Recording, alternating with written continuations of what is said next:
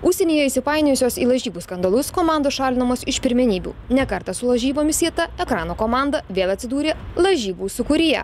Tačiau kuo pasibaigs ši istorija, Lietuvos futbolo federacijos klerkai nekomentuoja. Apie tai, kad Ekrano naujokas Vitas Rimkus įsivėlė į lažybų skandalą pardavinėdamas rungtynes, federacijos vadovai tikina nieko nežina. O kiek jums laiko reikės susipažinti? Jau šiandien darbas jau už 3 minučių baigsis, 5 valandų. O tai po 5 galim tartis interviu? Keliom minutėm? Ne, nesupykite, darbas baigės 5 valandą. O federacija šiuo atveju turi savo poziciją, ar ne? Tai gal ir turi, bet aš ne federacija, nesupykite. O tai jūs kur dirbate, ne federacijoje? Aš ne federacija.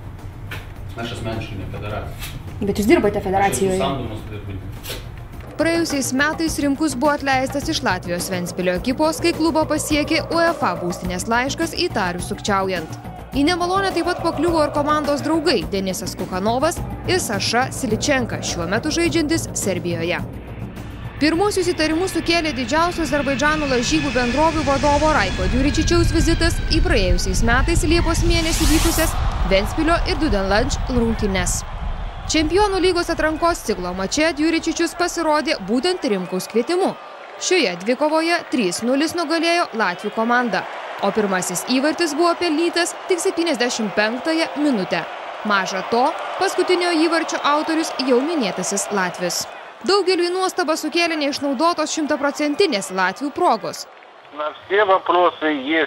Į visus klausimus turiu atsakymus skirtingai nei Ventspilio klubas, kuriame nėra patvirtinto nei vieno fakto, kas pas mane atvyksta ir dėl ko atvyksta mano asmeninis reikalas. Po mėnesio lemiamose čempionų lygos kvalifikacijos etapo rungtynėse azerbaidžanietis ir vėl pastebėtas stadione. Šį kartą 0-3 Ventspilis nusileido Ciuricho klubui. UEFA atstovams kilo klausimų, kodėl būtent šios dvi Ventspilio rungtynės taip sudomino Azerbaidžano lažybų magnatą. Šaltiniai skelbė, kad jau minėtasis Rimkus už parduotas rungtynes gaudavo po 50 000 eurų. Pats futbolininkas tokias šnekas vadina juokingomis.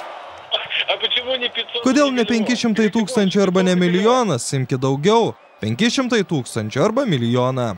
Šiuos skandalus į dienos šviesą dar kartą iškėlė pats Vitas Rimkus, šį sezoną apsivilkdamas čempionų Panevėžio Ekrano marškinėlius.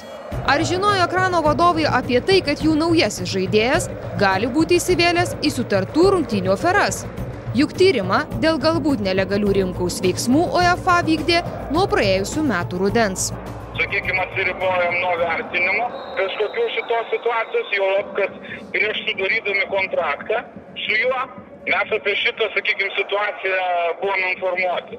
Ir mes kreipėmės į Latvijos federaciją, kad mus patikintų, kokioj stadijoje yra ten tas sutarties nutraukimo projektas ir nušalinimas nuo Ventspils komandos. Daug diskusijų ir apkalbų yra sukėlusios ir vienos Ekrano rungtynės. 2007-aisiais Europos taurės turnyro kvalifikacijos mače panevėžiečiai 0-6 pralaimėjo Norvegijos Valeringos klubui. Kelis įvarčius norvegai pelnė be jokio pasipriešinimo. Ir tai dar ne viskas. Po minėtų rungtynių tuometiniam Ekrano sporto direktoriui Virginijui Liupšiui teko gintis nuo buvusio klubo prezidento Tomo Sitnikovo. Kodėl kilo peštynės, nutylima iki šiol. UEFA pastaruoju metu vis dažniau praneša apie parduotas rungtynes. Dar 2009 m. lapkritį Europos futbolo asociacija paskelbė, kad domisi Albanijos Tiranos ir Vlazanija klubais. Taip pat Latvijos Dinaburgo, Slovėnijos Liublianos ir Vengrijos Honvedo ekipomis.